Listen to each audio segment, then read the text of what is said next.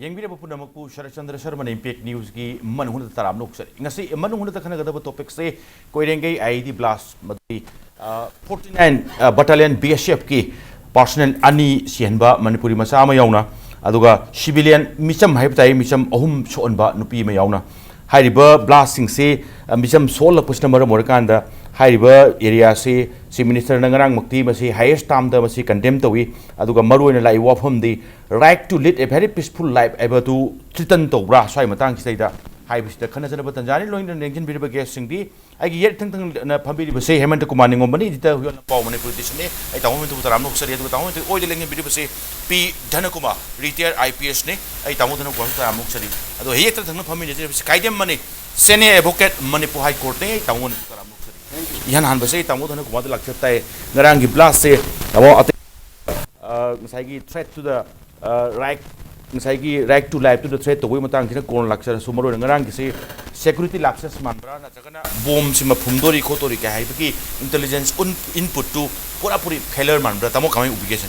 security lapses have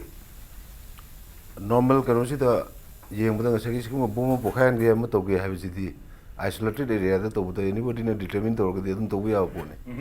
kana police ki security coverage have pochina 100% foolproof when you have potentially late.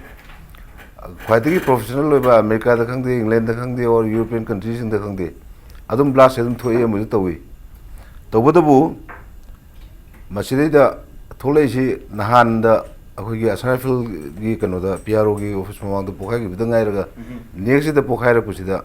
Why alertness what do we have with the eye? But Madu preventable ni have a 100% preventable ni have the ending. Okay, Wednesday afternoon, around 1:45 the Pokai bomb, KOIRENGEI IED, Mamanga, no more Tuesday evening the 6:40 either PRO office, Sanzibani office, not a Osiki Paringa, River State, Grenade and Pokai evening, Maduda Sohogi, Maduda, Sanzibani postal labor Sanapanoma Songi. Yes. Tuesday blast to Yemutaragati Adwagi area, say a section by Elernes Kara Walobuki, Zagaduni Matudi, KOIRENGEI Pokarakpa, Tuesday Nungang the Pohaiba, to go Wednesday afternoon the Pohai, somewhere Karadoma, Elernes Samdi, Karawapama, heavy open the name. Dominate Marina, being a Ganoina, advocate among Senate advocate among Narangi blast, say, commanding, we must say, right to lead a very peaceful life, have a citizen Duki. Madu the threat of Pibra coming to we say civilians Yona Yam Satin Sokonupim Siori. So I say Marudukan among the Pokara and come to civilian Kaditum Sokonatum Han the Kandeli of Homne. So I say Kitan coming investigation. Why Yalan the Siguma Makangi bomb blast Masina Maram with an innocent people Harpagi or she never be Maram or Helibise. Masi state actor no oisano, non-state actor no oisano, it is highly condemnable. Kariganoibu, Odumba, Micham Halo Habese, Masi Geneva Convention, so like Yawoluino or Rabasu, the state no or Rabasu, Masidi Masana Yati Hadiba. Generally, Kanano, Karikarino, Habiki Pol Amata, Chang Banatabata. And the Masiana innocent people have Habese, Koyaning the Port Amani, and it should be condemnable by all. Aduga to me, right to life there. So the thing number four of the oil, right to me, Mapunchi Mangalibani, the Adumapodam, Adumutu Matang to the right to life, Nax and get up see state ni, Maroina security forces ni, Aduga, law and order as a state subject ni, and a state government na, must see Yamna 10% Machigi lapsely have anotaba. A whole Bakara, Sage, Nan Hage to mine some alertness Kara. What piggy mammy did on the Tabra and a Kali, Adumapu. Nungaiba amana state government ge maroina honorable chief minister na haiba thokdok se karmain thokpano karino karmain tawuna ha chukupna thijalaga sarkar ama leiri government ama leiri haibachi unana ba honagani haibachi mukti masitu achuma khongthang amane na khali aduga sarkar na kari tawrakpa ngamba aduga kali chathara kadega haibatu de khone yengba tari haiba. Okay, down the maroina yes ngarang immediately after the blast chief minister Rajmeti City the hospital Satana Sopusing Karishing, Pim Yangshin Kieduga, Heck Lurapa Yangshin Lurapokanda, yes, strongly must say condemn the way Aduga, strongest time the condemn the way Aduga, high reversing do, Geneva sing do, Sugar Chodana, book the Winnie heavy commitment so PDPD. तामंता यस बोम पोखाई गरे हाइबम थोकुदु दि हाइरे न खली अदुगा करिम गांदा स्वाइ से पोखाइन बा सी एज ए होल पब्लिक ति सोनी हाइबम ते दुम खंग दोइनी बरम दि बोमम थमे दुकान मया द्वाइदा दुकान फंब खंगे द्वाइ मनाक लेबा इवन अदुना मरम ओरगनि सिविलियन सिंग सोइबा याम हेन सोन बसु याउरी सम सम नारे कांदा ihan hana kamai ubi mase as a right thinking citizen open among masi condemn to to eva wakolon si yabining blessing nation ga haiba strongest term da duga at the same time senaba sing farga book to ni ka hase karai wo masi investigation सिपाही बु ओरसु army बु ओरसु mission बु ओरबसु अखोगी खुद थारगा सोहनबा और सेनबा हाइबसी अखोई म्योय मसेल ओइने येंकांदा मसीदी अदुम condemn तोम थुएन खले मोसु मीनी मोसु family लेरि आंतनी ngarang du sidu nuaite maitei masa masu yawi baswong tagi ama yauri den atopa mana kano miram dagi ni miram gi orga su moisu mini family lerem gani mama pa lerem gani magi luina bi masa masu mayam lerem bayai moigi imung singduna phangat ba maisak to khojatum yengsi khojatum adugi nuaite ba da khojatum saruk yaba ta bani अखोइना येंदोसी ngसागी लेंगा की थाकता माना condemn तोबा then अदगदी ngसागी कैनुगी Awana तारो मयाम सिंग असोपर संग सनम पुनम सिंग लेंगा न पुनी गायना हाइबा सी अदम मागी नॉर्मल प्रोसीड्यूर नि तहम थोपनी अद अखोइना आइना हायन निदी ngसागी कैनोसे अखोइना सुम येंदोनिको येंबसी स्टेट की लॉ एंड ऑर्डर सी करावाइतना अखोइना मागी होरिगी से अखोइ याम तोइनी येंगम चंगे याम मसी आइगी सी मसी की सी अखोइ आर्गुमेंट दि नति अदु अखोइ येंगदबगी खुदम म उबुदुनी ngसागी कनो सिंगना पुलिस कमांडो हायरसी देन असम राइफल हायरसी मोई मथौसी कैनो का लालहौब सिंग कराइदा लेगे खुलाई पाइबा सिंग अखोइगी लेबाक सिगी मायोक्ता थबक तौबनी हाइबा मयामा मोई सिंगसी कराइदा ले करी तौई हाइसी मोइसी थिंगननबा फारनबा मोई मयामसी लोइ लेनेबा खुलाई फागननबा मतौनबा मयाम लेना सानाफल मयाम लेइ साक्ति सिंगाक्तनेबा मोइना पुंग कुनमरी सुबना सोर्स मयाम थादरगा सेनबु ओरो अमबु ओरो तर थादरगा लालहौब थिनबा होनरी मोइ माइ तौदना करिगुम पांदमम्बगी मखादा खुलाई पारग लाल होरिबगनि हाइबा कांगु अदुनसु मोइबु अटैक तौननबा मतम चुकपदा वखल खल्ली अदुगा थबक तौई हाइबसे मोइ अदु खनगदबने अदुगदी करावाइदा अहोब लेरमगदगी हाइबा पोतु मोइने येंहौदबा पोसे मसिनेबा असोइबो खितंग अहोब खितंग लेबनेबा मीना खुद थारइसे अदुना सोमना कन्ना नारोल सिंगदुना लालौब सिंगदुना असोइबो खितंग लेइ मतमदा मोइसे तुम सिरदुनेबा सिने लाइसे अदुना आइबु हाइजौ हारगदी ngसागी गवर्नमेंटना ngसागी सिक्योरिटी फोर्स येंगसी अखोइने येंगसी स्टेट की फोर्स सिंगददी मोइ खुद थारोयना लालौब सिंगना खुद थारोयना हाइबा मयाम लेग्रे अदुना खुद थागिदबसु तुम कुइरे अदुगा असम राइफल अदगी सेंट्रल पैरामिलिटरी फोर्स मयाम सिंगसिदा अदुम खुद थाबगी कनो सिस्टम सिदी अदुम सथरकपनिना मोइगी लेइबा केम मया और लंबी लमखांगदा मदा अदुम तवेबसे अदुम खंगी पोनी अदुना मोइगिसु ओइबा सोर्स दा मदु थेंगजनबा मेकानिजम मसमजबा ताई अदुगा लेंगांगनासु यिंगहेनबा ताइबा मदुना मरम ओरगा आइ ngसाइ अपील अमा तहोनिंगेदो चीफ मिनिस्टर ना मियाम दा और दगना नुआइतबा फोंबदु मरता पर्सनल सिंगदुदा नखोइसु सेक्शन लेइको हाइबा पोट अमदि आइजो हाइबा समब्राइन खले okay Tao Dhanakumar मरोइना जिक्से bomb पोखाइबसे 2018 योइनदी around ngaranggi aduga nahangi tharaga around taruk kumbadi 6 times gumba sure pokhai aduga maruina maswai gi pokhai singse sometime adum mamang da pokhai gi mamang sei sing kaya sing da pokhai singse claim torok pusuawi sometime adum unclaim on adum legi thum jawi karim kanda security ki site hai batai sam nare kanda yes claim torok khangbudu khangbani but nature of the blast modus operandi of the blast yang kanda yes sigumba techniques di sigumba militant outfit na oigani ka haiba systems what pudong chum tawba pokhai singse claim torok khangbana tana security ke site ke AC ki chenani basi su mogi khutung joi huituna oigani ka ase tab da khara what pa hai tai real oi hai tai tamu sai se kamai investigation masi kano pura khangda banate public domain la lagta ko ani particular blast ama adi moi motor so bani ji yenga masi adugum party na to borngone adu group na to borngone hai basi ko assessment am leji police ki hai adagi asrafal ki ko security agency ni leji ada ngarang ki thoduk sida chumi BSF camp hek gate ani to risi ada BSF camp gate to basi BSF na su area sanitization mo ki camp to surrounding area du ka sanitize to no khotra thamba thon thui amada di am chumi hai tawo to luri ohum di hauju bawu de live blast si asara fel gumba army gumba singba gasai ki counter insurgency movement ta actively yaw kambu da yam boina tawi BSF gumba si ka target oigande hajiri hai aduna su BSF na khara compression roi thom su ye adumona su Manipur police so da area du yam ko ne yang alert to the over Musuya. I don't know Tongan Wafon Chakraga. As I give Canada condemnation, we can say Panagi Wafundo. Masimatang in the Pamjabati. Government on which minister condemned Toba or a quick discussion that intellectual current was not the matter. Foolproof security Thamji Haragati. A quick CSO may have active with the Kalim Tanzita. State actors in the Toba excesses, state actors in the Toba School may have Budi Lonarico. But Atopa non state actors in the Toba, which CSOs in the law was getting the day. Aduga CSOs in the Tobiga of the Aigi, Wakolon Tuminati. State actor no Boro, non state actor no Boro, around the Toragati, around the Lali have said. CSOs in Matingleno, I don't do it. Otherwise, CSO may have to learn active about state security and the central security may have to a lot of mineral and the piece of the Lakadoni. Adunata security no in the Tony and a could harm a lake football. Other security can swim with the Zay Hava, at a lava. So I should get him Manipur peace. Okay, one-sided approach, one-sided approach. So I can't Punamaki, Honam Sangani. Peace and tranquility. Kanagino, public in the Miami. Miami, the peace production had the Miam Puno Honam of the Galley.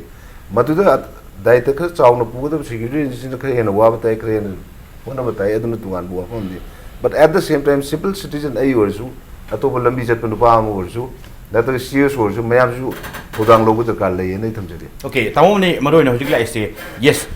state actor or to a non state actor or some Harakanta. Kariumkanda human rights violation gi mi sam son ba du gi hat pa tupagi matang sila agadi sam Harakanda. Yes, security force na tawkanda de dum civil society organization mayam sing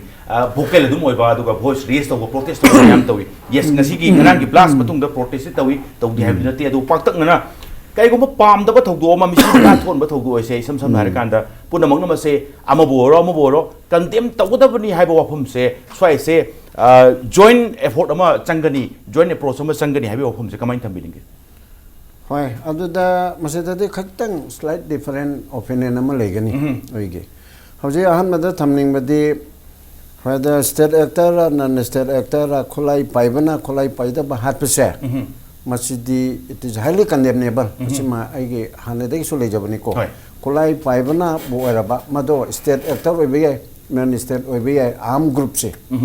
either state or the UG. Masigi Kulai Paiba, Micham Hapachima condemned to them to it. Moina Tonagabadi, when I condemned to Redabadi, Kulai Paiba, Sipaiga, Kulai Paiba, underground ga, Tonabadi, we have nothing to say. Aduda underground do, I China or Abisu, Sipaido, I China or Abisu, Masida, Equina condemned to them talk, Mazima Mangida. Aku lagi kita apa, sana mus advocate hantem ni lemni, magi tu mod amani, ayu tu madu ada mana lawi. Kulai payah berke tong nezo ba, ning tamat taliba na sipai kapa noi tojo, aduga sipai na tu adu hat ba du tojo kulai payah masenda, aduga, atau apa pun na saya nanti Kumar na hai betul, ketang ni kene herdi. Aku lagi non state actor ki matau se. Outlaw organization ki mathok se maje police public relationship amada DGP joy Kumar kanwana khoi ge kwai thing ki kanu to asun oiring de ada ai hai bani police public relationship ki du da non state actor se aruga underground outlaw organization hai bichi de ain thugai bichi moi mathok na India government ki mayokta la horiba noi nawa laude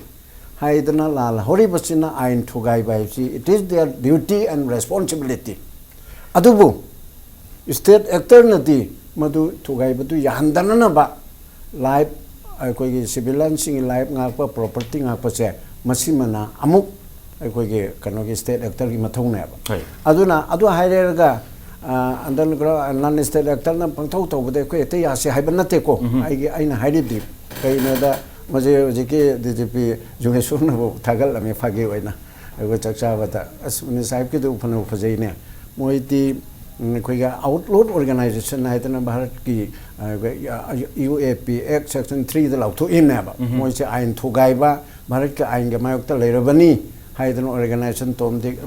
tu haina lauthok kharabane ba aduna ain thugaidana ain thugaiba kangbu ni bharat ki lob musak yadaba kangbu ni haidana lauthok kharaba sing aduna moi mathau tawjabane ba mathau du da lali chumi haibana amani ko koina tawhning de haibana amani aduga अखोई state actor ना करीम कांदा Moina चो मी फारगा कापु खपे याविदन मदुदि सुंगा या फम थोक्तरेबा करीगी नोइबु मोरिदि life and liberty मियामगी अदुगा लोइना property असि ngak senanaba ge leiriba kangbuneba ani gi khenaripse aduna adui matang duda moi ani gi khenarapachida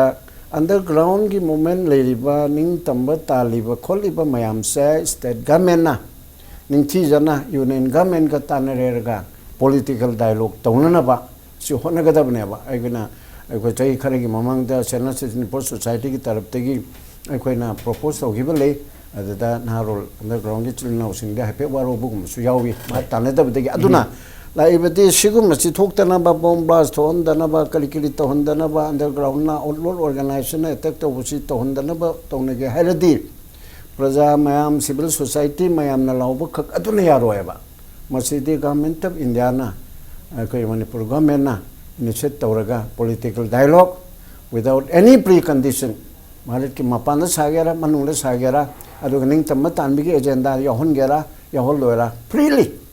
अनि मकी वारी सारका न मची तोकनेबा ममंगेदा जी के कनोदो अदुना होम सेक्रेटरी ओइरिंगदा सेना सिजन की तरफ ते कोई ना हायबा वारी सनब दे करिकाय मोइना निंग तम पामी हारे सो मदो एजेंडा दा याव करिकाय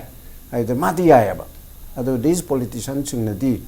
मदो कनो तौदे यादे अदुगा मलमदी मोइना निंग तम ताले दन गवर्नमेंट इंडिया की विजडम दुदी मखा पोले हेक्ट पीगे दम नते पिरुई दम नते दन मलम चारगदी इट पीबा मसुंग पीदा बाइब सिदे गवर्नमेंट इंडिया की विजडम द लेयबा पीगेरा पिरोय it is up to the wisdom of the government of India. But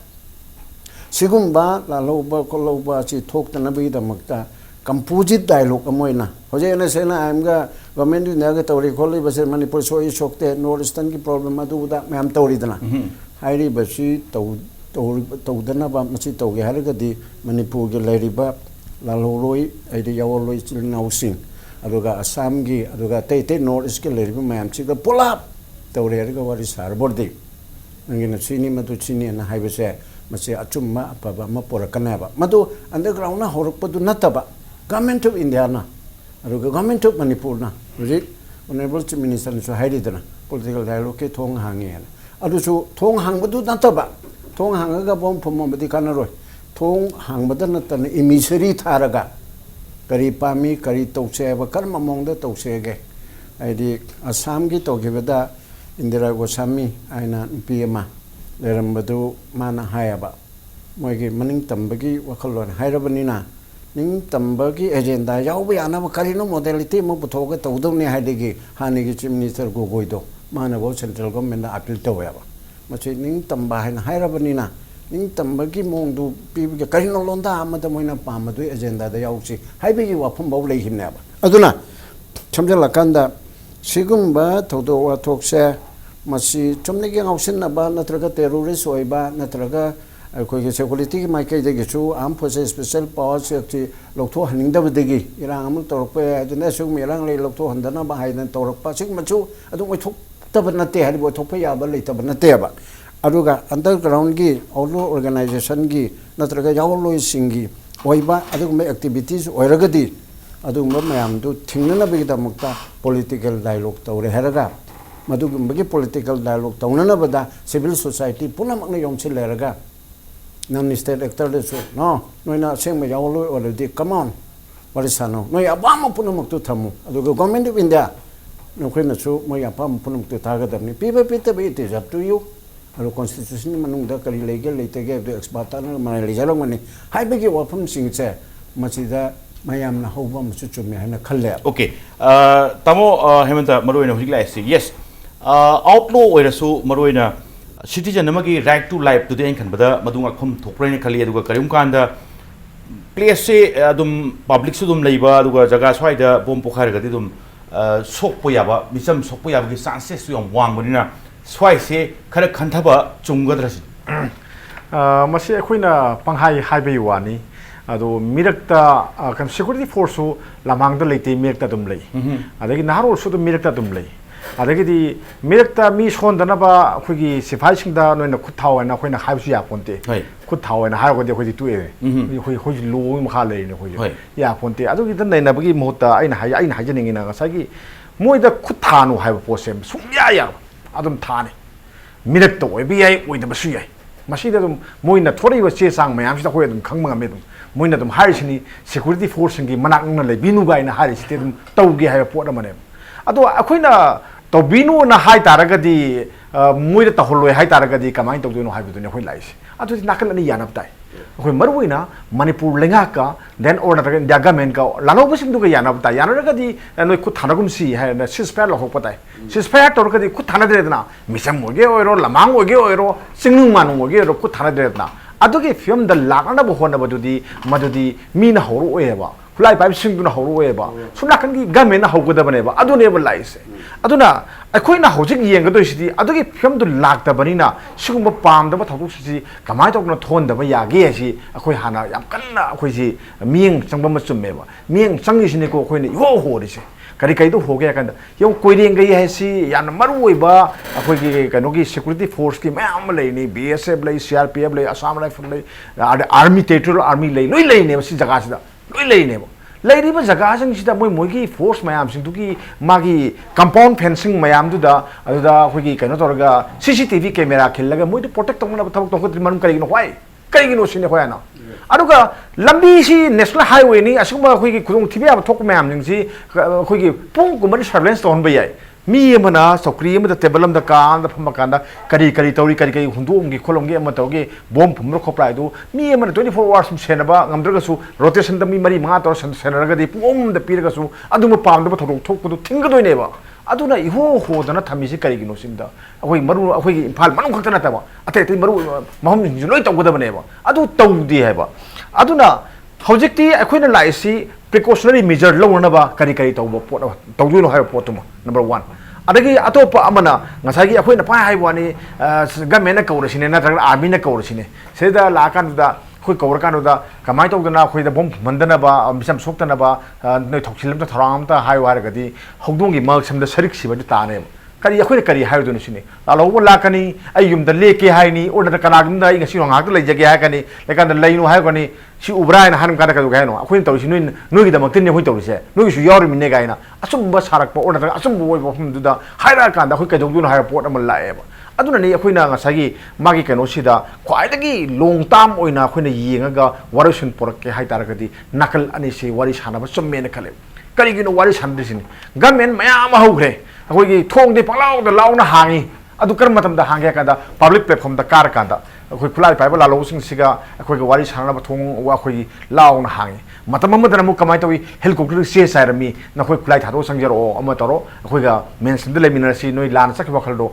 khalur no na tormi adu government su akhoi gi microphone pa ra public platform da ngang ba adu ga thabak na tau du mo ma tau se akhoi nungai te habi wani da port se adna kai legi du yeng na si adu na traga di problem se adum leini ngasi thok ta be hayeng thok ta be tham thok ta be adu tham le traga thok traga su thani su thor ka ne hoi dum thore isine ba mathang thore isine ba yeng se ai nga sai ham haje bu ni ko security force adu police mo jing ji lenga na tolo pir kan da sugum ba law and order se maintain tong na ba ngak na ba thammi ne laws ma pang khal na ba mo ji tonga na tolo pir thammi ne sumai to na mi su khulai paraga tongana adum bagi wakhalol amada moi wakhalol ba moi asum basum da badna makhal mo ra kada wakhalol amada yum pham mo ra kada moi su khoi ai maim da le tangi sali ne bo aduna moina moisu khoi sen thadaraga or thadadana moina to moi pandam da phangna bane na miam da bu khangge bu har bo sam bo to so siphai ani hala ka dong ne ge adu yo natte ba lai sidi pot ama lai sidi moi gi yo ma lai yo se noina ka thok pa yaro ha pot message ma pi bagi khutha bai sim de adum tor ka ne ba aduna ne khoina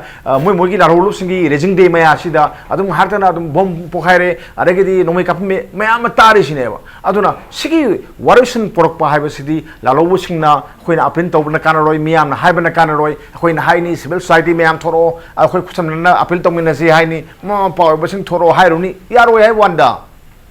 ख्वाइदगी फबदी अखोगी मसिग से अदुम या pony अखोई interlocutor से अदुम happy है interlocutor से मयाम नदी खनरंगनी खुलाई पाइबा लालौबसिंग सिगा अखोई वारी सानबसी मोइना थोरकांदा वारी साजी याकांदा इंटरलोक्यूटर कुतांग साजी हाबी यारंगनेबा अदुसु नतिदा नतु याएबा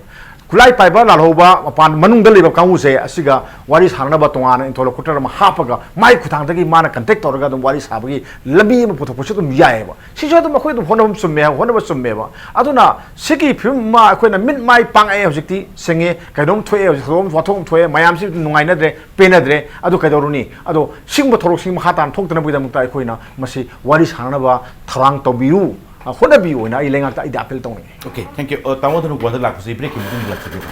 ब्रेक की मतुंग द इम्पैक्ट न्यूज की मन हुने येंगबिरे पुना मुख्य फमदा थुना पुदुना लाखसगे इम्पैक्ट न्यूज मियंग दादुना लेगु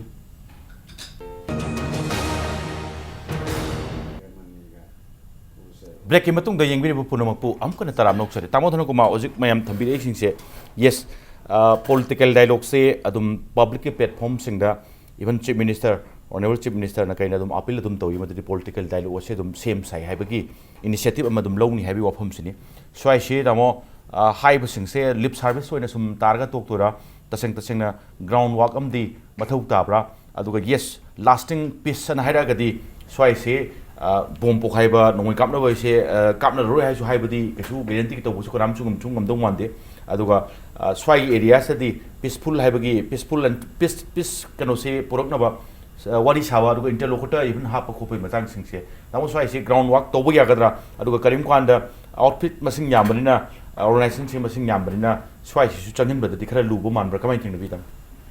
तुमंग सगी लास्टिंग पीस हारगदी अल्टीमेटली पॉलिटिकल डायलॉग तौरगा एग्रीमेंट अम लाक्तना यानबो पुरकांदा लास्टिंग पीस लेगेदन अदि यम चुmme but at the same time गसाइगी ताउमिन ताकपिगिबा आउटलो इस इंडिया की लो सिंगना नवा लौदी न चंग अपनी मोई मथौनी हाबिसे मथौ नते सुय हाइजिगिते मोई मथौनी तबद मोई मथौ तोबदा मोइना कनिंग प्रजा सुगदी मोई कनिंग तो थोक थोक से अंदं खंदियो मोई इंडिया की लो से मोवा लौदी न आउटलो होग्रबनी मोइना सिक्योरिटी फोर्स ते अटैक तो बसे तो मथौ तोबनी याय बट मथौ तोरिसी करी के कनागिनो मोइना तौर मथौ से कनागिनो मियाम की नत्रो मियाम की मथौ तोबदा मियाम सुलागदी मदो प्रजाना यावम थोक यावम थोक तो नंबर 1 नंबर 2 दा पीस टॉक एना हाइबसे सीएसओ सिंग कसिंग लाउ से हाइबदा लाउमिन से हारगा यारो हाइसे ख्वाइदै लानबो होगनी मरमदी peace talk NSN IM India government का सीजफायर तौदना 1997 दी चतरना हौजिक फावो सीजफायर तौदना वारी सारिसे मसी एनएसएन जी इंडियन आर्मी ने कीदना तौबदी नते नागा पब्लिक मयाम जिना होरकना प्रजा खुइ मयाम वारे न वारी सनो खोलाउ से खांग गमतन गवर्नमेंट से एक्ट तौरकोने असिम जुहाइजगे मणिपुर गवर्नमेंट खंगदे सेंट्रल गवर्नमेंट खंगदे निंगाइबो कंद्रबा कन्नबो निंगाइ तौद्रबा अदुम तुमदन लेगनी अदुम कनो तौगनी गवर्नमेंट से अखोइन सेमनी दे हाय अखोइन थागत मिहुन सेमन सरकार नि दे हाय बट प्रजा की तौबसे क्या उद्रिंग से होसिदा अनलेस मयाम होरगा नमफुदा तौहन नतना अन नमफुदा तौंग साइ इंटरलोक्यूटर हापबो ओइरो एमिसरी थाबो ओइरो पीस टॉक की ऑफर तौरपबो ओइरो पुनमक्सी प्रजा की खोलाउ तो डिपेंड लोइन तौरगनी एनएसएन आईएम जी इंडियन आर्मी ने इंडिया गवर्नमेंट की वारी साब नते नागा पब्लिक मयाम से लोइनमक ना अखोइ प्रजा याम वारे अखोइ वारी सार वारो सिनम पुर ओहाबी खोलाउ जे मतम सांगना ला मतुंग दो वारी सारकनी हाई पोसी वारी साबी पोसी तानबदी कई दोगेबो प्रजा को मयाम होबताई हौनरिङै मरक अखोइ वाकट हैगद्रा अखोइ खोलाउ जी सरकार की मनाकोंदा सिंजाय यैद्रिङै मरक सिदा खरगै तौब मरक सिदा इंटरमीडिएट मेजर ngaतने जे बुम पकाइबद कन्डेम तौब तौदब सिक्योरिटी फोर्स न सिक्योर ओइनबो होनदब मयाम सिति अदुगा तसेंगना पीस टॉक से तोहनजी हारगदी अखोइ मयाम होब दरकार ले अदु नत्रगदी हेमंत नग हाइदु याम चुमी 2002 की ममांगदा एंटी डिफेक्शन लॉ लेत्रिङैदा सरकार ngaleina kaithok kaisin tawna सरकार से इंगना चिकना मना तमना लेवा ngakwa dei policy sem ngamdi haibi hai 2002 da anti defection law pass तौग्रो मतुंग दगी दी सरकार पीसफुल होरे टर्म अहुम ला कांग्रेस ना पाइरमे term ohun na si chahi traungani si independence day traungani republic day traungani independence day traunga republic day traunga si speech khuding makta wari saji thonglong na hangi si mai ra lai hauju BJP na saka pa chahi ma kitang henjale sida ju thong hang si de hai thong hangi de hai but concrete oina groundwork tawbra tawdabra hai positi hauju bau de u phangdri aduga mamagi chitra ma da kaim to ndi si ma clear hoira aduga hauji anu sarkar sina groundwork tawribra tawdabra hai du mukti khoi chapchana ubdi ngamdri but lip service to bau di ure adubu political rhetoric hai da politically launer ko me abje koi da sum tara abnina concrete pot udrige de thajaba ngamdi khitang wa lip service man ba poti dum leiri aduna masi serious wen tawbiu raja wa ba phram ware Manipur si phanam chawkhat pe yarmani akoi human resource quality am lebi human resource lebi public Manipur people ni adubu akoi je 1969 70 adwai dagi irang jina lakhthi maning han leiru basi chahi amani jita kitang manglom no khoka amani changna honor ko dong tobo man ba khari lei masi maning amu halan gumji thabu ona tawsi wari sanana platform do create to view sakarna create to view sakarna create to view sida aku miam su lok salga mating pangjalga masi wari sanna bo khona minaji na yaji okay tamo ne usi khairi se maroina yes ngasai gi lip service oina political dialogue toksi am tare adu yes ground reality da masi thabuk to hom changani seriousness ama so to hom changani aduga yes karim kanda civil society organization ching gi site su both state ta masung nan state sing da pressure pibam changni political dialogue purukna ba haibagi homse kari mo thambini hoi madu yam chumi adugi matang da di Saiki akoina individual oina or group amana or society amana to oina hairaga di madu tadab suyai mayam sina manaraga ne to adu kai maroi bedi gamena akoi gi adu mawari sanabi yanabagi platform ama magi akakna bami khara tim khara gamena khaleraga madu study to honba am conflict se masi resolution tongna bi damukta masi tonganba profession amane aba akoi gi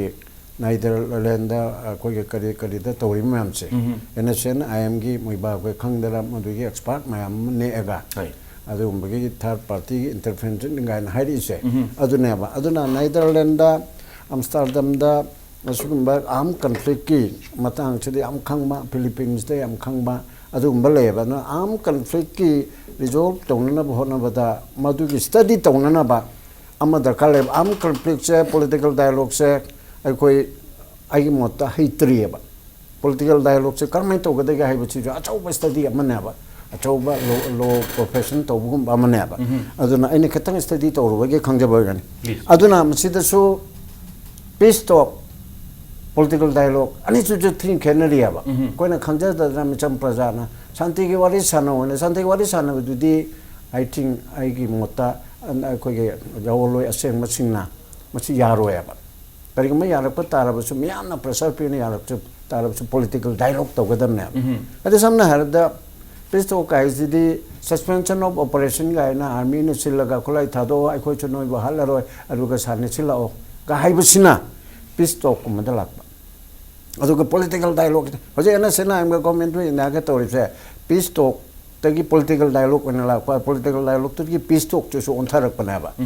According to my humble opinion moi je political dialogue te ki peace talk la kadori ba apik pe area da adu da du ma khala lingba adegi nang na governor hen ba nang na adu to no army ma'am do adu non state actor lady ma'am do naga non state naga actor ma'am do maduni sida hapchin ba haibagi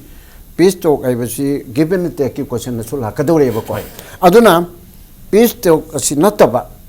peace talk ai basi na karino political dialogue ai basi na karino do am conflict kar mana resolve to gani haiba intellectual maraktegi adu citizen maraktegi mi manga amatara amagi committee ama semaga asi dai thabak to thokna bangini ko adu gum tawre haraga madu kupna study tawraga takal kana constitution sema dakar leini adege koi ge state se sumaina yanadra kanda pre-merger ki thaktal anba bau yani natraga maximum autonomy pibe yani natraga na koi ge kanoda koi ge tongan ba mong amada autonomy maximum autonomy nataba atokpa mong amada karmai tawgade ga haibana chingba mayam che akhoi ge yawloi singna chu yaning ba yaba aduga central government su yaning ba yaba adu magi method puthok pado adune ba afaba imagery afaba interlocutory aino oigadurche madu ki pot ado lairaba kanda cha Hemanta na hari do maina wali sanare ceasefire tawre hariga khanba nataba hujiki su mo bodi se asam gi su ulfa ga tawdu moi mapan se midana advocate yaure doctor yaure aduga civil activist yaure mayan do punchilaga semaga hogi banaba adegi kona ulfa torga tawre na adu bawdana kalama ya hogdana ulfa independent haiba ma paris barwagi ma thoktan lehorim neba adu thokcharaga su moi mapung yu potu de lakren ko aduna कोई की आम conflict से आम conflict की resolution से आइन study खरा तौजरुबदि याम लोबो ने तवी मणिपुर दा इंटेलेक्चुअल सिंग मतंग याम खंगबा सि इरै लेतबा आइदिगि चिंगबा अमत लेतिरिब्रा न खलेबा मसे जो ट्रेनिंग तौब म चंगेबा मपान लेबाकता इंडिया गवर्नमेंट स्टेट गवर्नमेंट मदुगी दमुक्ता कनो मोइन लिंखलगा एको इंस्टीट्यूशन मोइन लिंखलगा अदुगी बदि करिगम कांदा कोई यूनिवर्सिटी दा आम कन्फ्लिक्ट सेंटर काइन लेरिदना कोई कनोगी दा जम मिलागी दा गाचु लिंखलियाबा अदुगी चही मरी मंगाई ममांगदा कोई चुमदुगी सेमिनार में याव चलवे अदुना डॉक्टर राधा कुमार जम्मू कश्मीर की नेगोशिएटर दो मानगा कोरक्तना अदुग Maggi मोंगदा फदन तौरे हरगा अदगिदी अखोगी ngsaigi Hemanta na hari to ikona su yam toin haba thong launa hangi raga bom phumjalaga haide NSA phummaga thamaba ade abasaba phummaga thamaba ade UAP phumna thamaba ade adugi bom phummaga changu ina haiba chidu oitho aroeba aduna changak halana be damakta hairi ba akakna ba achauba particular organization singida mi thare raga hek thabada de kabaka dong na tedana agoi lari ba chai now marmum pangsingna अदु तौरगा no स्वामी तो government के बारे सानबदे करिकाय no गे निंग तमसे मसे जो agenda they यावरति करिकाय प्रमाणिको अदगे Som the चो Moin हाइबद तादि ताबि दनो government of India ना हाइदन तौरका ना दि मियाम सिना pressure पेर कांदा सैदन कुमार हाइबदु माइना प्रेशर बु पेरबदे कोइ खरना हाइबबदि यारोय ना हेमंत ना हाइबदु आइसु याय खरना हाइरुदि आइ कोइ मंगना हाइरुबदा मोइ नुंगाइ तदना चै मा तरे निपन ममंगदे चैर खलिदुनी अदुबु चाइना उने खलगा कोइ थोथोनसु खलुदे अदु मयाम अमन हायरगदि मोइसु तादबे यारोयबा गवर्नमेंट ऑफ इंडिया सु तादबे यारोय मोइसु तादबे यारोय मोय अनि दे थोक्तन लेरगदि गवर्नमेंट ऑफ इंडिया ना खले लेरेबा ओनपोके मणिपुर के लालो बचे याम हंता करे कदुबे वाले सादुइनो मोय सरेंदर तोहलो सिला कदुइनेबा सोमदसु अदु दे यारोय कोइ निंग तम पिदिन गदि वाले सानबे यारोय हाइना हाइदुरिनेबा अनि सि तानर रोयबा तानर रोयदबदो पब्लिक ना प्रेशर पिरगा गवर्नमेंट ऑफ इंडिया ना गवर्नमेंट साइट के होबताय वाली सानबगी कनो पोलांगबा अदगिदी ट्रेनिंग तौबा आम कन्फ्लिक्ट की करम लैंग्वेज सिजनगनी करी तौबने हाइरिबा पुनमगसे मसिदी गवर्नमेंट ऑफ इंडिया ना लांगदे पोट अमनेबा दरकार लेदी कॉन्स्टिट्यूशन सेमदोके दरकार लेरबदी नंगी प्रेजेंट गवर्नमेंट से लोथोगे न कनो तौसे हाइबदु तौसी हाइना हाइबो पुनमगसे मसि तौगदमनेबा अदु तदा पॉलिटिकल डायलॉग से पीस टॉक की मोता पॉलिटिकल डायलॉग तौरगा अपाम पुनमगदो हायन बदी याइदना वाली साननबगी पोट अमा अपाम पुनमुला हायरगा मदुदा अखोइगे यावलोइसिंग वाली सानबगी एटमॉस्फेयर में क्रिएट तौबा एटमॉस्फेयर में क्रिएट तौबा अदु मिगी पोट दुदा अंडरग्राउंड सिंग यावलोइसिंग सुमागे एक्सपर्ट सिंग तौरगा अखोइबो इंडिपेंडेंट पिदबा यादबी मरमदि सिनी हाइदना गवर्नमेंट टू इंडिया दा कन्विंस तौगदमनेबा अदगी गवर्नमेंट टू इंडिया नसो नो अदुदि यादबम लೈ पृथ्वी की लैरिबि मयाम से द वर्ल्ड सिटी बिल इमुंग अमा तोना ला कान से नखोइन मु तोखाइन ताबे मुता अतोपे ग्राउंड अमा हायो हाइदन मदुगी कन्विंस तौनबम चंगेबा अदु तौरबदा मोंग से तागनी सिनी ओके तौनता अमरोइन हुजिक लाइसे यस ngasai gi afas pasi kuire manipur lerakpa aduga lalobwa amorom dairaga control tawba aduga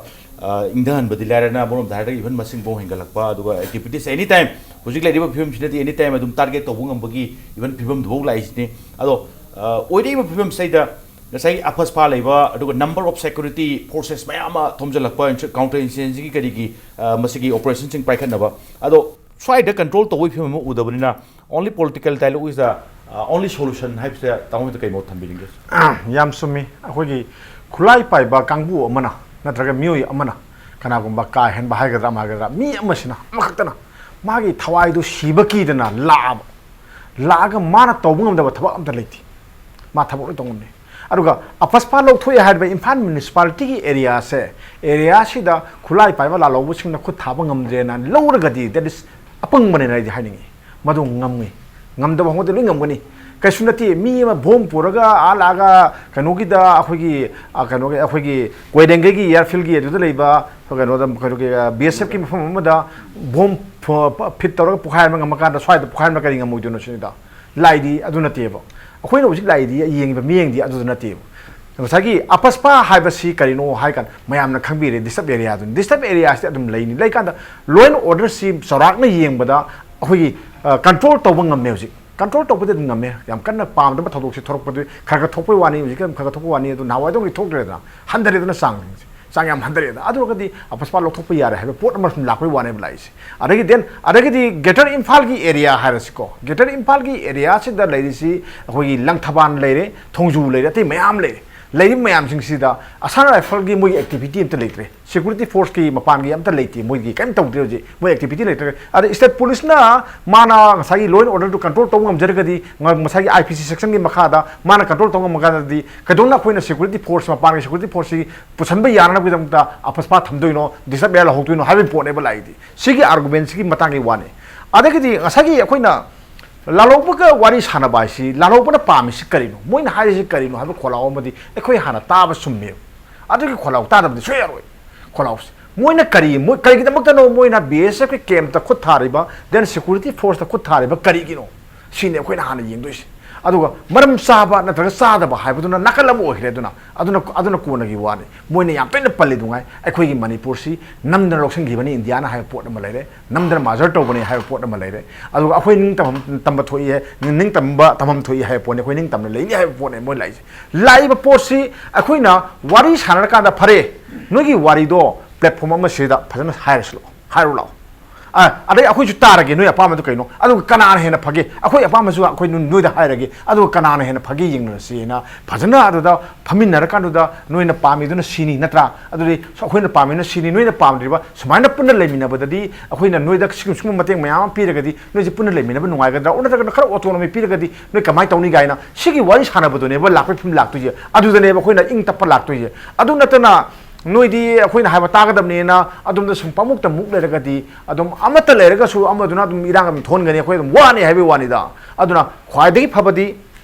nakal ani ma handa biro lalo boso handa biro puning inta biro noi na hori bodo miyam gini miyam jai phana bani Manipur miyam gini den som nakal da su miyam gini na haire adudi common cause di miyam gi haktani miyam gi hakta oiba cause da akhoi na ani si akhoi chakai ching ba sum da bra hai port ma lae aduna ne akhoi na ani ma handar ka da wari sabra yeng bi wa ba sidi adum masiki si miyam gi kholau hen bir o ai gi kholau yaroi hai ba hojikti miyam gi kholau oidi hai ba miyam na su moi bu ya ba kangum su yauri ba ya da ba kangum su le ba ya hai ba wani da aduna sigi phim se tanana ba hona ba se Manipur government na masi initiate tawada bani moina hogada bani aduga central government su haigada bani den dalo bu sing su moina haigada bani hai bai ba si ngasagi platform da appeal oina nataba kamai to gi mi thagera khokera pogjelam pura CM thara thagera khokera kamai to wari sagera adugi natra senior citizen mayam sembigera group of kanoma committee ma sembigera sembiraga ing tapna porokna bagi ku thana da bi tawna si khona si ama tawna si bu hairo ga su kaidum khardi adum